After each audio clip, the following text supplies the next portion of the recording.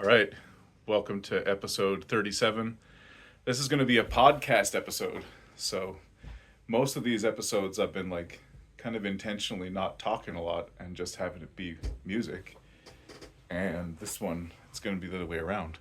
I put it on Patreon. I said, what would you be interested in hearing about in a podcast episode? And I had the response to maybe talk a bit about some of the musicians here on the west coast of Newfoundland that I've learned from and been inspired by. And there's already, if you listen to the episodes, a bunch of examples of that. So let's see. I'm from Cowhead originally, the town of Cowhead, and there's a couple of brothers, Luke and Calvin Payne, that I learned a lot from. Luke just actually passed away over earlier this year, and we had a great wake for him. And anyhow, it was I learned a lot from Luke. Luke had grown up learning tunes. He had started off, I think, learning from his dad, Naaman, and I think that's probably where he got his first tunes. And same with Calvin. And in Luke's case, I know Luke had lived up on the mainland for a while, and he had picked up a bunch of tunes up there. Luke had a really pretty wide repertoire. And when I used to visit him, I used to ask him about old tunes from like right there in the area. But he knew lots of tunes from all over the place. He had lots of great waltzes. Like, I didn't even scratch the surface in terms of the music that Luke knew, and he played so well on his. When I knew him, he played a lot of 3-row. He played a Corona 3R 3-row accordion, beautiful old Honer, and I learned a lot off of Luke. It's listed usually when I've usually mentioned when I've learned tunes from local people in the description of the tunes. I don't know if you're listening. I don't know if you've seen that. I put the time codes. So each tune I've been putting in the description and in as a pinned comment in the comments. I've been putting a little time code for all the different tunes. So you'll just be able to click there and go right to that tune. So usually then I've been saying, learn from Luke Payne or learn from Calvin Payne. So Calvin, Luke's younger brother, I've learned a lot from as well over the years. And just with both of those guys, just picked up a lot of, just really enjoyed their music and just kind of really had a lot of good experiences just playing music with them and getting into a good groove and just going for some tunes and anyhow, so with both of those guys, definitely had lots of great times. Calvin plays, he has a lot of the same tunes that Luke played, especially tunes that their father would have shown them. But then, of course, they both have their own tunes as well. So Calvin, we'll play, let's see, like tunes from Quebec when we're playing. We'll play old tunes from around Cowhead, around home. Tunes from, I think there's some Cape Breton tunes in there, some Scottish tunes in there. So like all kinds of different stuff. And anyhow, another great player. And a lot of times when I'm playing with Calvin, we'll play with a guy named Rick Biggin, who's a guitar player, and I think he plays a bit of mandolin too, down in Cowhead. So Rick is usually cording along, and actually we'll be playing together in this fall at the Grossmorn Fall Fest in Cowhead, and that's grossmornfallfest.ca, I think, or you can just Google it and you'll find it and find the schedule. But we'll be playing there. It might be under the name The Misfits, because there's a group that includes Calvin and Luke played with them. I've played with them sometimes. Rick Biggin, Wayne Finley singing songs, and sometimes my dad, Obadiah, and then also Kevin Bennett from St. Paul's. And Kevin is another person who I've learned a lot of music from, and just had a lot of good times just playing music with. And I just really enjoy playing with those guys. Like, just really enjoy the kind of groove that the music gets into. The musicians that I've been learning from, um,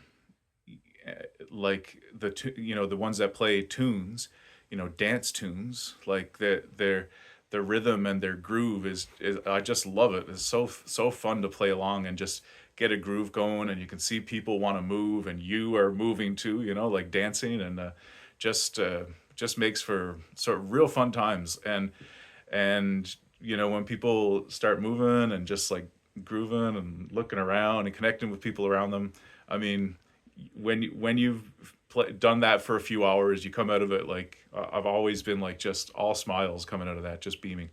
So yeah, so good times with all those people. Kevin, I've learned tunes from like the Bennett family. Kevin is from St. Paul's, and so I've learned music. Like, he taught me a tune that his dad played, Stanley Bennett, and then he taught me one that his father-in-law played, who was a guy named John Henry Bennett. And John Henry's daughter, Fanny, I visited her a couple summers ago for her. It was around her, like, at that time it was maybe her 104th or 105th birthday. And we sat on the couch and had a little visit. And she was telling me about her dad. I didn't know that her dad was I didn't realize that it was the same person until she mentioned, she said my dad's name was John Henry Bennett. And I was like, oh, I know a tune from him. Kevin showed me a tune called John Henry Bennett's Jig. I'm pretty sure it's the same one.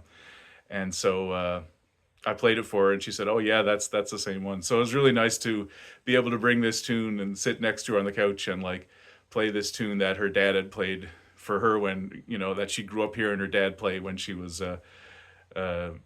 small. I love that about learning this music, just meeting people, just connecting, and connecting a lot of times with something that's real special to them. And those kind of, good times and good connections. So anyhow, that's some of the people that I've learned from. Fanny's sister, Becky, is someone that I learned.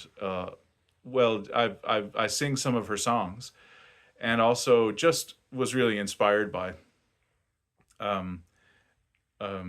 She knew like tons and tons of old songs, old ballads, like comical songs, romantic songs, tragic songs, spooky songs, absurd songs, like just all kinds of.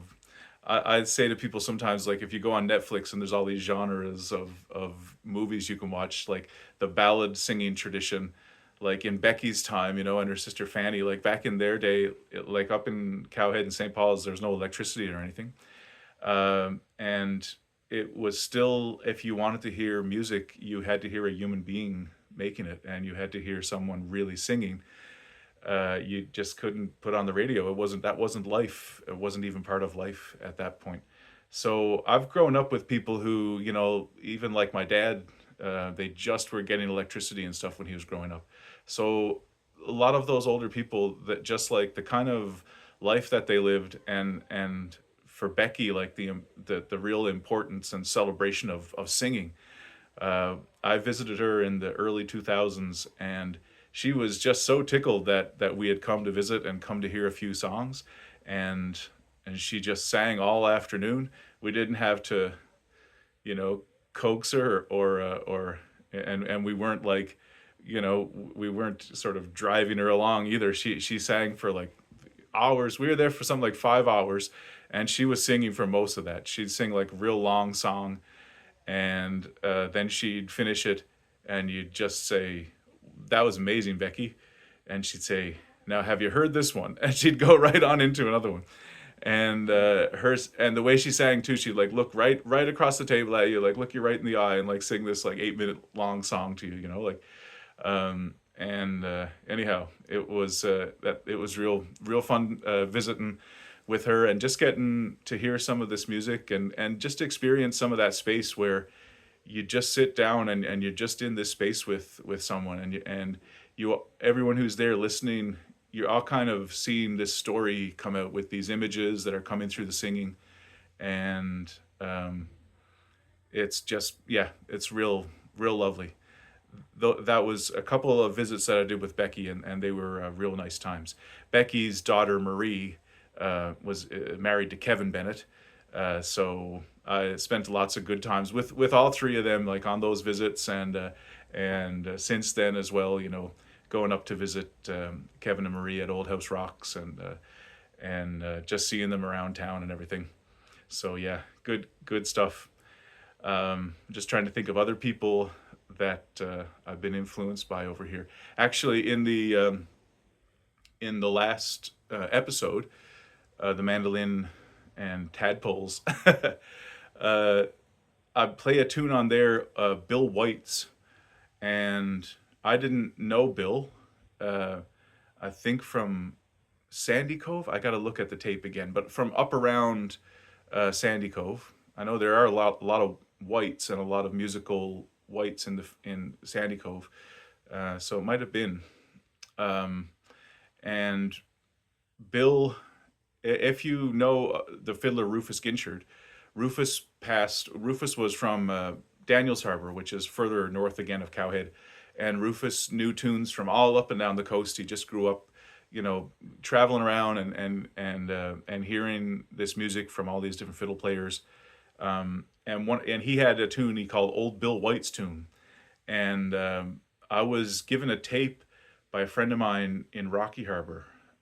Mark Genge loaned me a tape to digitize, and it was a tape of Bill White from 1963, I think, and I think it was Sandy Cove. So it was really cool to hear that, and to hear another fiddle player with a style like Rufus. Rufus's style is kind of a Northern Peninsula style. Like if you see Rufus, hear him play and hear the kind of groove of his music, the pace of his tunes, he called doubles. Some people might call them jigs or slides, but like bouncy tunes. And step tunes, less step tunes like reels. Hearing Bill White, you could definitely hear similarities in the style. And I've heard that as well from like Bird Cove. There's a fiddle player, Ambrose Marr, and same thing. I was loaned a tape of Ambrose, and like real similar style, like same kind of pace to the tunes, and just obviously coming from a fiddle tradition that was in that region. So yeah, one of the tunes that I played on that last episode is from Bill, and that's something I'll throw out there. Like that's I love coming across this music on tapes, because like Bill is case in point. Like I didn't know Bill White, like, and I never ever would have heard his music if it hadn't made its way onto a recording. And I just find that so cool, that out there, generally done by a family member because of someone who valued it. So got to be so much music. I know there is, because I've come across stuff, and it's always just so wonderful when you do. Like for instance, I heard Becky Bennett and her husband Freeman before he passed away in the 80s. I heard them singing on a tape that Luke and Calvin's parents had made, Naaman and Ella, and they had gone in to visit Becky and Freeman to sing, and they just brought a tape recorder with them, I guess, and put it on the table. And so it's just this like great evening of all these songs all from Freeman and Becky. I don't know if Luke and Calvin's parents, well, I know they did sing a bit. I know Nemi sang some, because I'm sure I've heard Luke or Calvin say that their dad sang that. But anyhow, just great to hear those recordings and to have that music that was like something that was like just it really connected people with so much enjoyment, so much joy, and a real like joy of life that they put into singing, doing this thing like playing a violin or singing or something that it's the kind of thing you do when you can choose what you want to do. That's your choice, and you say, well, I've got some time now, I want to do that, because I just love it so much, you know. So it's great to be able to connect with that through tapes. If you have old tapes out there, digitize them, help people digitize them. And if you're listening to this and you have, you know, you've got tapes of, you know, relatives and stuff, I'd love to hear that music. That's what I like to do. Like newfound tunes for me is like some of those, the newness of those tunes. Some of it is a, you know, play on Newfoundland, and some of it is coming up with new tunes, and some of it is coming across tunes that you never heard before, or even if they're tunes that you never heard before, even if it's a tune you've heard before, hearing a different take on it from a different player, because around Newfoundland and Labrador is like so individual. You know, it's not like everyone in a town plays the same style. Like even between Luke and Calvin, they had different styles, even though they grew up together, were brothers. You know, like so I just love the kind of diversity that you hear in all of the music, and like tunes that you might know, like someone will have a slightly different twist on it, and I just love. That's one of the things I've loved over the years, is just being open to that, being receptive to that, and even right in the moment, kind of glomming onto what a person is doing. If they're playing a tune that you know, and they're playing it slightly different, to like keep your ear open and keep your version malleable, not have really a version that you've got to stick to so straightly, and just get on with what the other person is doing as well. And maybe they'll come and meet you somewhere too. But I've enjoyed just like, you know, hearing this version someone is playing, and if we're playing together and we zigging and zagging in opposite directions, to try to hear what they're doing and get on with it. Like some tunes that are like that for me, like My Mother Won't Let Me Marry, like the second turn of that, like I'm never sure where someone is going to go, because I've heard it so many different ways from different players. So, you know, like that'd be an example. And even tunes like, you know, even tunes like Muscles in the Corner, every now and then you'll hear someone has it a little bit different. And also sometimes people, whether they play a turn twice or once, you know, might vary.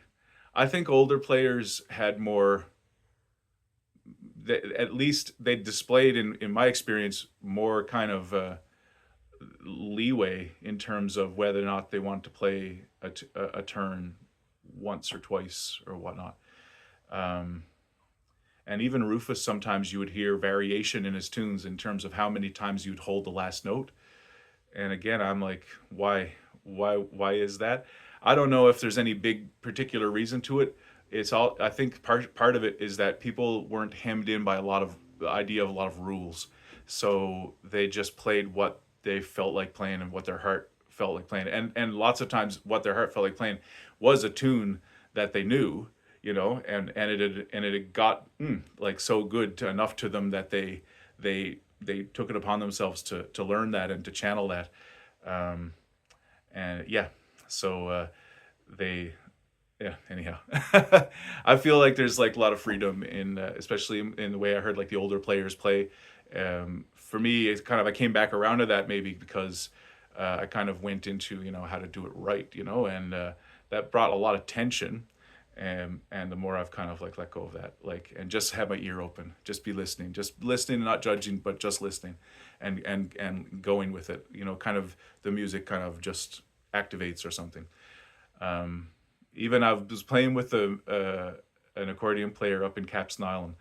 I can't think of his name now, but like the way he was playing the tune, he was like, it was almost not really free form, but like it was. Anyway, I just had to hold on and listen and like just keep going. I think it had to do with holding certain notes maybe longer or shorter, and I kind of knew the tune. I think we might have played Auntie Mary, might have been one of them, but I really just had to stay listening, just stay open, and yeah, and then I find stuff just kind of guides along. If you trust it and just listen, like all of the music will just kind of guide you along. Of course, you got to set yourself up, and get facile and loosen up and get a sense of how it goes. Um, and yeah, but definitely loosening up. It's definitely a good part of it because attention will get you.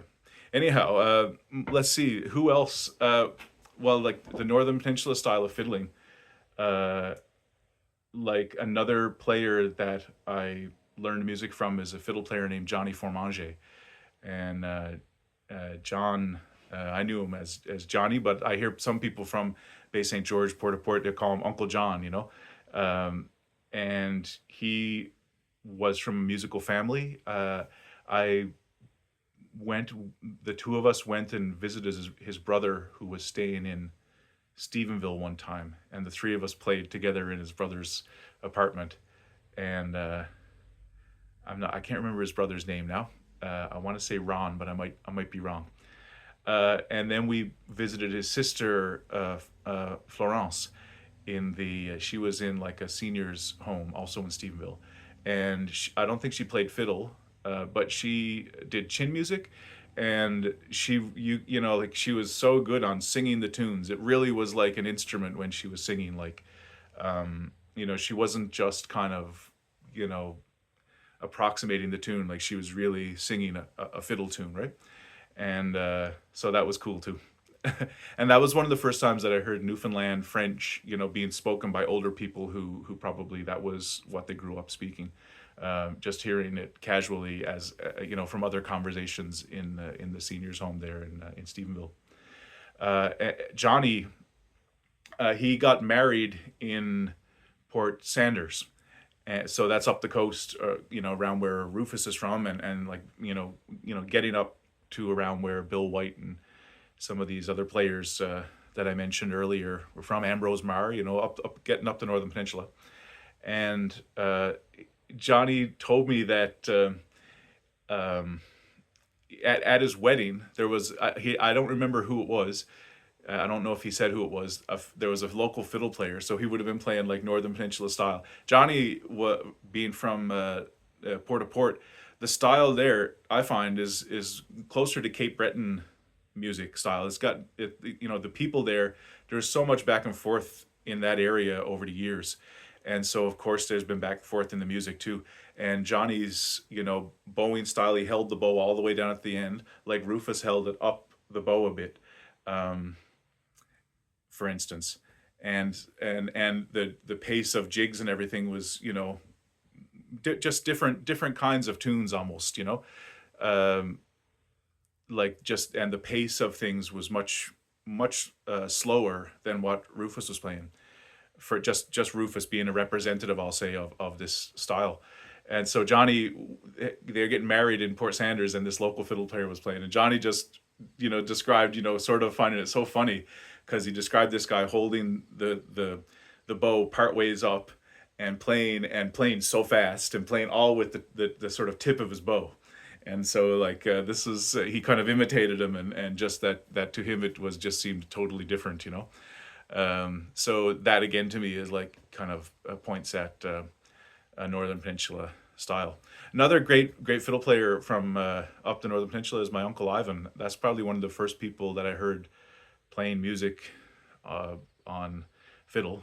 And yeah, he Uncle Ivan didn't start till he was in his 30s, but he spent time around Rufus. He knew Rufus, and they were friends, and so he had picked up some of Rufus's tunes and maybe just got inspired to play from him. Maybe he always had played. Like my dad and my most of my uncles are all musical. So like all of my dad's family, I'll say, I kind of or most of them, I'll say, I got influenced by, because I just would have heard them singing, like my uncle Jesse playing me the little bit he knew of Another Brick in the Wall, and I used to get him to play that, just a little riff, and We Don't Need No Education. And like my uncle David, great singer and guitar player, and plays mandolin and stuff, and have played music with his kids over the years as well, Johnny and Angie. Um, and Dad's brother Mike has done a lot of music in his life. Uncle Ivan, who I mentioned, Dad himself, Dad sung us to sleep every night. Dad's probably been my biggest musical influence probably like over the years, because we just have played together so much. And every time I go down, like we'll take out, the instruments. You don't even have to take them out because they're hanging around the living room. We'll just take them down and just play whatever tune is in our head. He's often going through different songbook collections, tune book collections, I should say.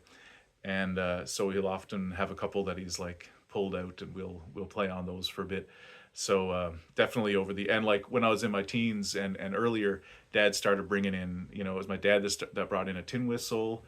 He started playing some tin whistle, got a mandolin, and anyhow, both my parents for sure, they just let us have a musical home, and so I've just played so much music just around the living room.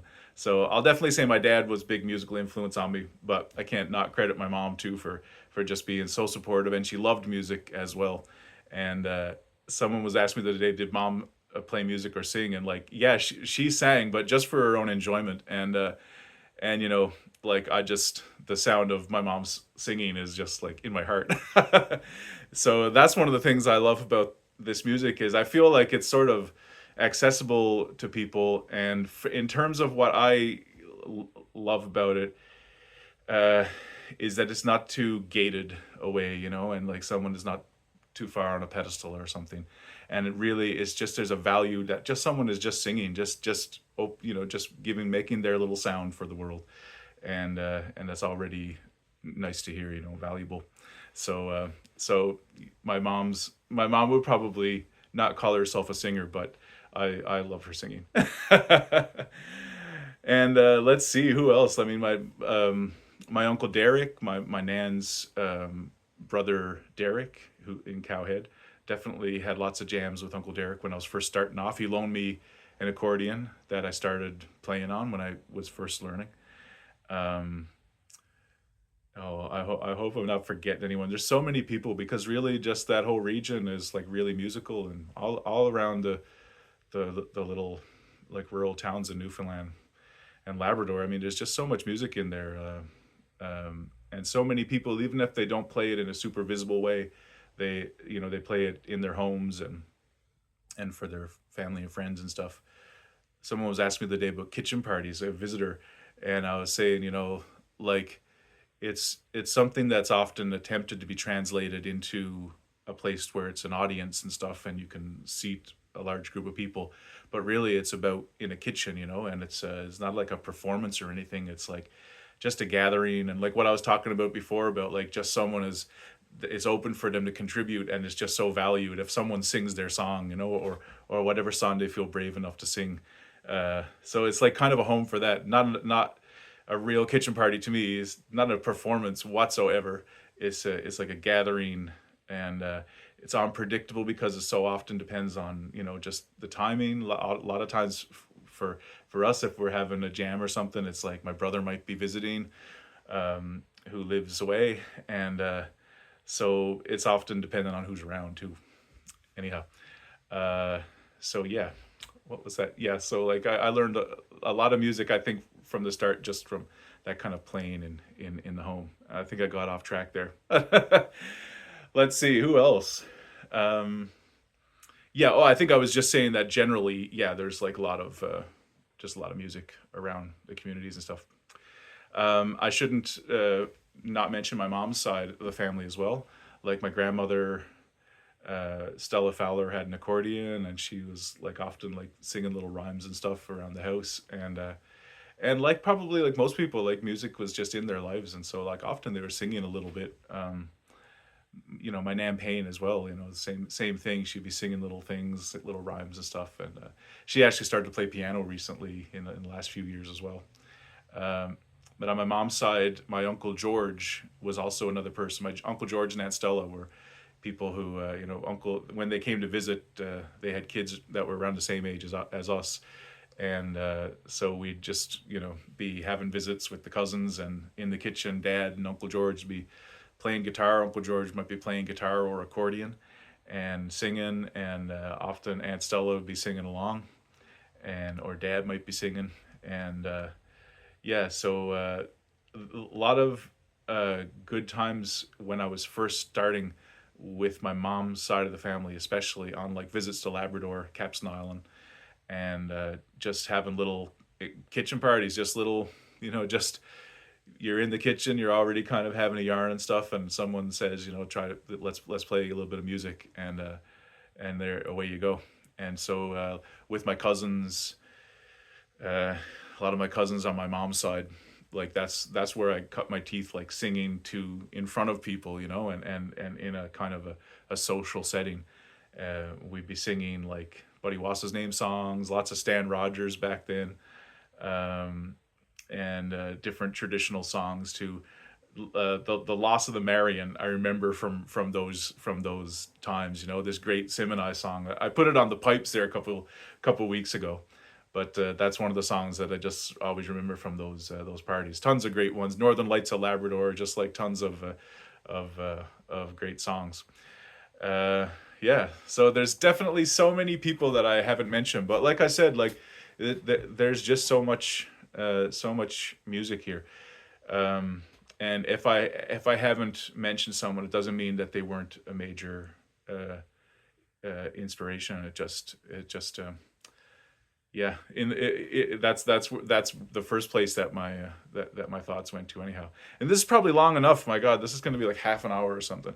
So that's a little podcast. That's a little bit of that. And I think what I might do is start maybe releasing, like, I don't know, maybe a monthly podcast and putting it on the Patreon for Patreon subscribers.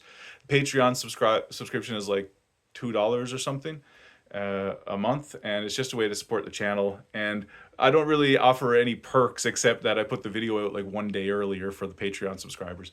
But maybe I could put up a little podcast or something just to like sweeten the deal a little bit. And just if I put lots of talking in my weekly videos, I feel like they become something else.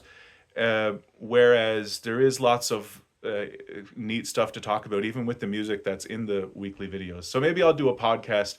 I was thinking I could go through the different videos, maybe pick a couple per podcast, and just talk about the music that's in them, because lots of times there's just interesting stuff to talk about with them. But if I talk about it all during the episode, it won't be kind of a musical episode. It'll be like a long talky episode. So I was thinking just to keep the weekly videos to be music, and anyone that's like keen enough that they're like, oh, I'd love to know about that, they can jump on the Patreon and see maybe I'll make it a monthly podcast. All right. Well, thanks for watching, and thanks to any, for any of the support that you give, whether it's just commenting or liking, subscribing, and all that. Thanks to Patreon supporters, obviously. And yeah, I guess that's it. I'll just call it there, and I'll finish my refreshing pineapple juice. It's been so hot today. I might have to go drop some ice in that. Anyhow, I hope you are enjoying your summer or whatever season it is where you are. And yeah, talk to you soon. See you in the next episode.